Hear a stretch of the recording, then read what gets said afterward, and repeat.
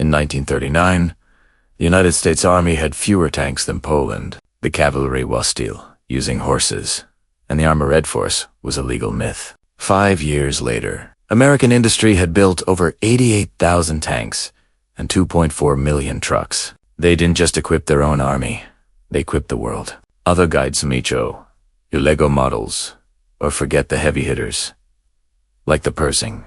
Today we are looking at the complete catalog. From Jeeps that defined a generation to secret super heavy tanks design Tasmosh, the Sigrid line. This is the definitive guide to the arsenal of democracy. We start with the pre-war part, and light tanks Stuart and Chaffee era. Legally, the cavalry wasn't allowed to have tanks, so they built the M1 combat car. It was fast, 45 miles per hour, and armed only with machine guns. It was a training tool, not a weapon of M1. Combat car in M2.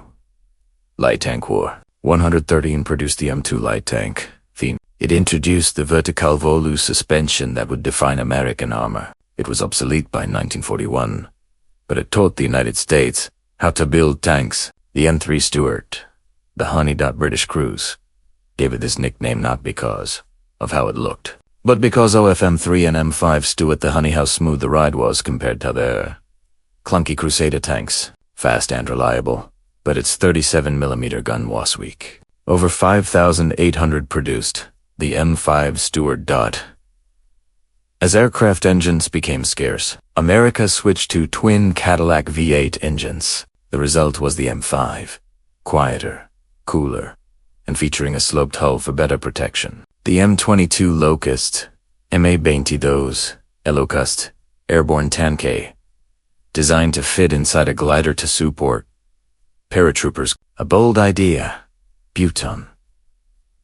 Practiced it was too lightly. Amaretto survive. 830.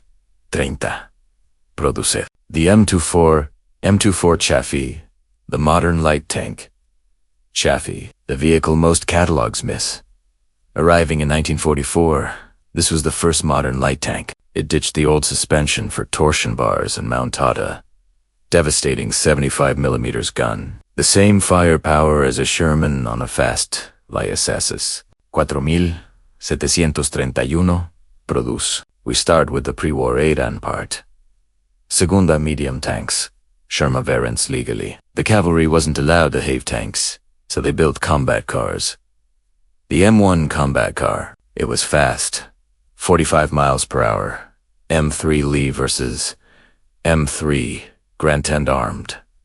Only with machine guns. It was a training tool, not a weapon of war.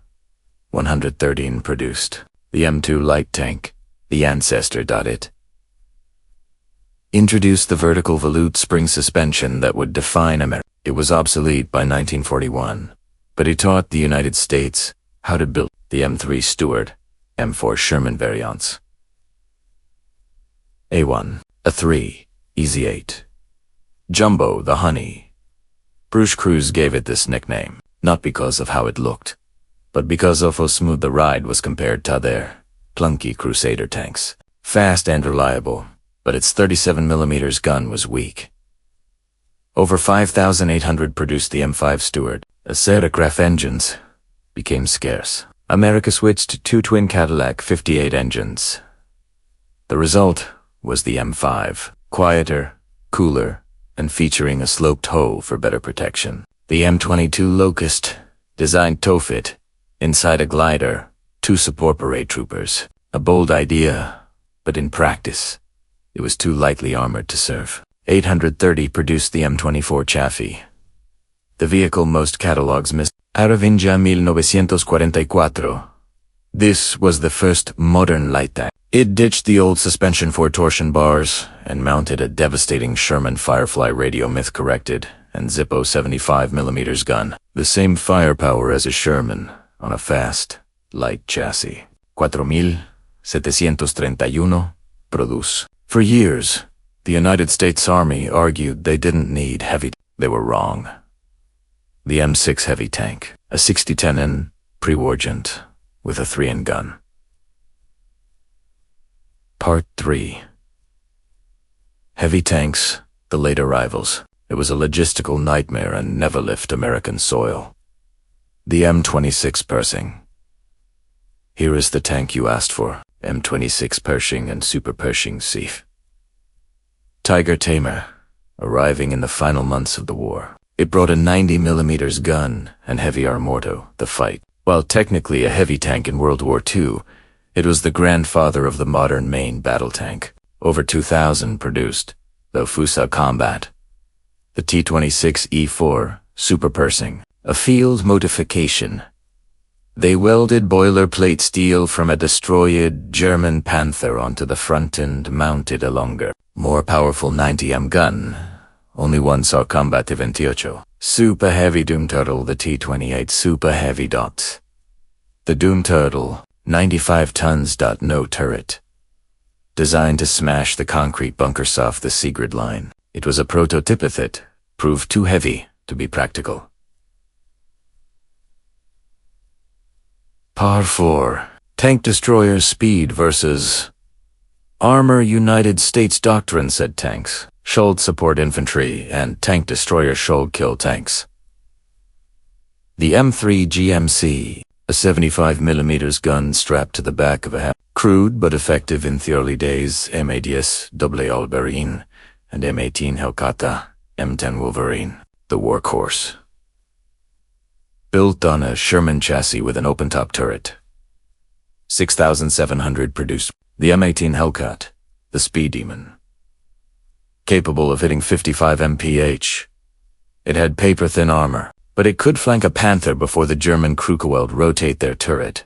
The M36 Jackson, the heavy hitter. When M36 Jackson 90mm guanam tons can penetrate tigers, they swapped the turret for one carrying massive 90mm gun.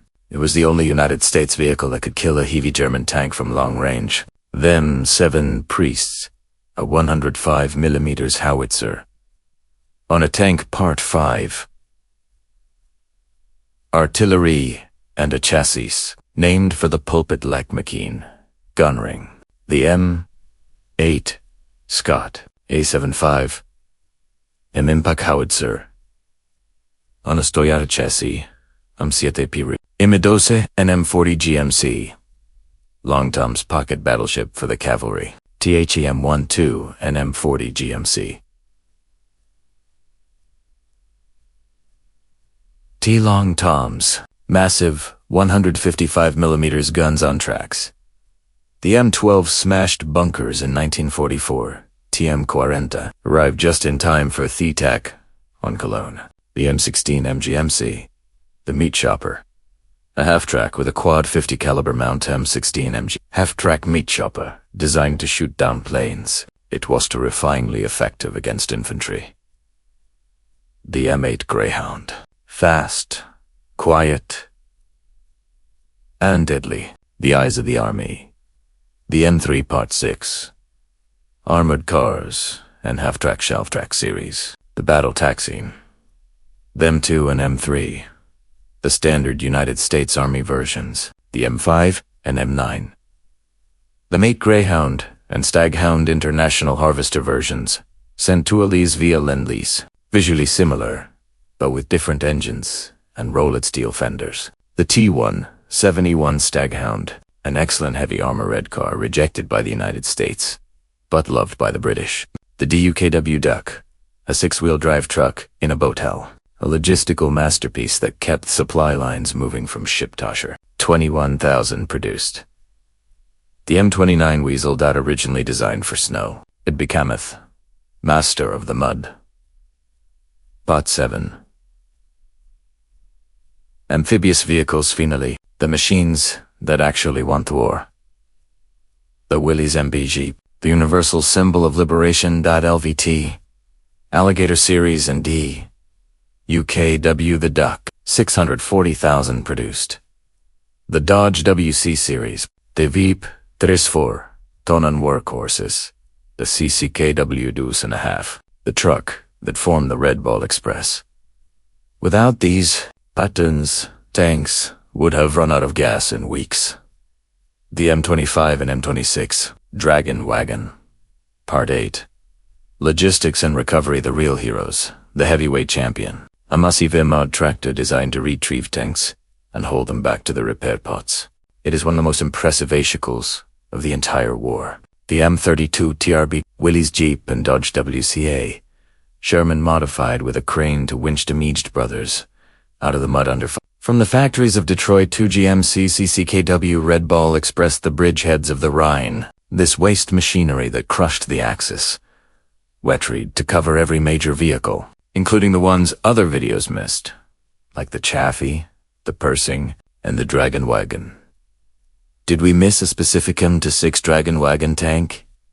Transporter experimental variant you love? Let us know in the comments. Next time we air looking at the Soviet Union. Subscribe so you don't miss the T-34 and